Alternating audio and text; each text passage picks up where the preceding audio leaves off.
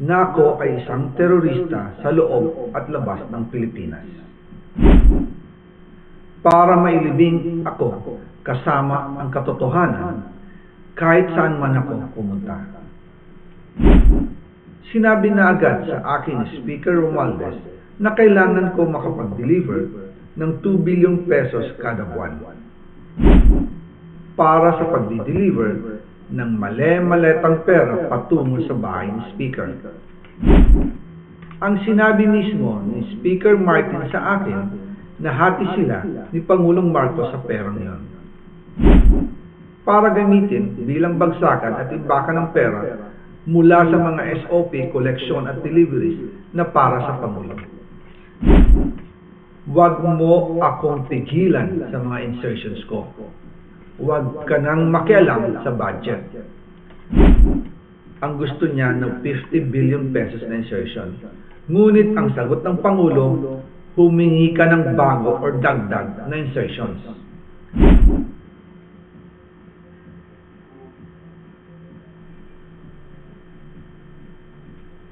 Magandang araw po sa inyong lahat. Bago ko ipagpatuloy ang aking paliwanag, nais ko munang magpasalamat sa inyo. Maraming salamat sa inyong bukas na isipan, sa inyong pasensya, at sa pagtanggap ninyo sa mga impormasyong aking ibinabahagi. Alam kong hindi madali ang mga paksang ito. Mabibigat at mahirap tanggapin. Hindi po ako makauwi dahil malaki ang banta sa buhay ko. Ngayon naman, ay meron kaming natanggap na balita. Papalabasin ng administrasyon na ako ay isang terorista sa loob at labas ng Pilipinas.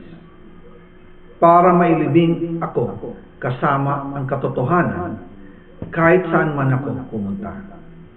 Pero mahalagang malaman ng taong bayan ang katotohanan. Muli, taos-puso akong nagpapasalamat sa inyong pakikinig. Una po sa lahat, sinasabi ng ICI at ni Henry Alcantara na 21 billion pesos daw ang napunta sa akin. Hindi po totoo yun. Wala akong natanggap na ganyang halaga.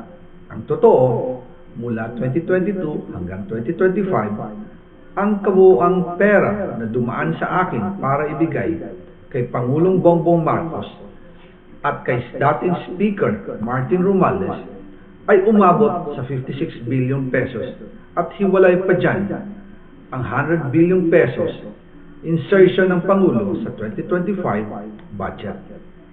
Pati na rin ang 97 billion pesos flood control insertion na inilagay sa NEP ng 2026 national budget.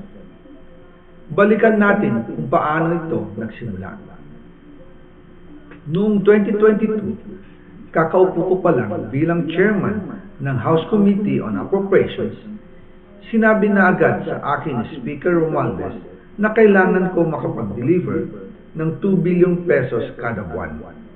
Makalipas ang ilang araw, tumawag sa akin si Yusek Bernardo. Sabi niya, kailangan ng tulong ng Bulacan sa problema nila sa baha. Pinapunta niya sa opisina ko sa Kongreso si DPWH District Engineer Henry Alcantara. Sa naging meeting namin ni Alcantara, siya mismo ang nag-offer kung paano ang hatian sa mga proyekto ng DPWH. 22% para kay Speaker Romualdez, 2% para kay Yusek Bernardo at 1% para sa kanya. Doon po nagsimula ang tinatawag nilang deliveries. Ang sistema po ay ganito. Ang mga tao ni Henry Alcantara ay nakikipag-ugnayan sa mga tao ko na sina Paul Estrada at Mark Tiksay. Sila ang tumatanggap na pera mula sa mga tao ni Alcantara. Minsan sa bahay ko sa Valle Verde, minsan naman sa BGC parking. Pagkatapos nilang makuha ang pera, sila Mark at Paul naman ang nag-aayos o nakikipag-coordinate sa tauhan ni Speaker Martin Romualdez na si Jocelyn Sereno para sa pagdi-deliver ng male-maletang pera patungo sa bahay ni Speaker. Una, sa North Forbes Park sa McKinley Drive at nang lumipat siya sa number 14 Nara Street, South Forbes Park. Gusto ko pong linawin, hindi ako nakikialam sa mismong proseso ng paghatid.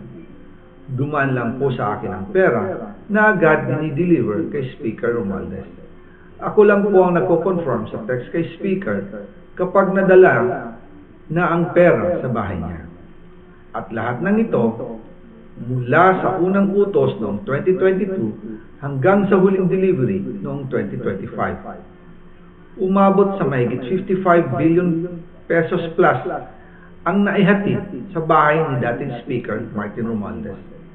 Madalas hindi nabubuo ang hinihinging 2 billion pesos bawat buwan ni Speaker, kaya iyan ang final total. Ang sinabi mismo ni Speaker Martin sa akin na hati sila ni Pangulong Marcos sa perang yon. Ang listahan ng mga deliveries na ito, kung kailan, magkano, at saan dinala, ilalabas ko po kasabay ng video na ito. Noong November 2024, habang nasa proseso kami ng pagtatalakay ng budget, nakipag-meeting sa amin ni Speaker Martin si Yusek Jojo Cadiz. Sabi niya, masama raw ang loob ni Pangulong Marcos, wala raw siyang natatanggap na remittance. At dahil laging napapagalitan si Speaker Martin ng Pangulo mula Setyembre hanggang November, inutusan niya ako na mag-deliver ng 1 billion pesos para kay DBM.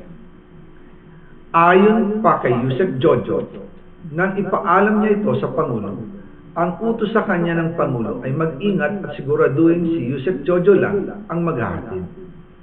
Ang instruction po sa akin ni dating Speaker Martin Romualdez ay dalhin sa number 30 Tamarin Street, South Forbes Park at ibigay kay Yusek Jojo Cadiz dahil ito raw ang drop-off point na malapit sa bahay ng Pangulo.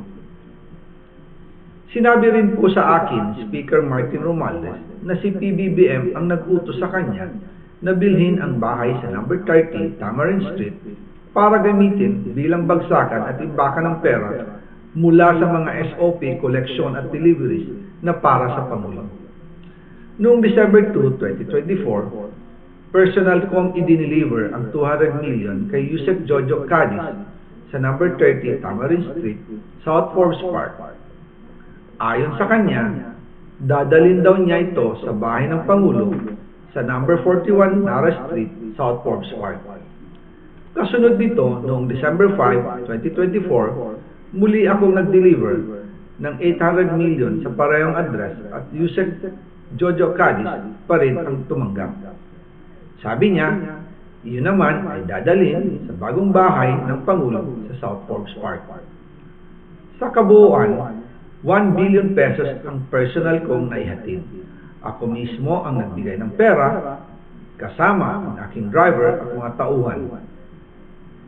At lahat ito ay base sa direktang utos ni Speaker Martin Romualdez.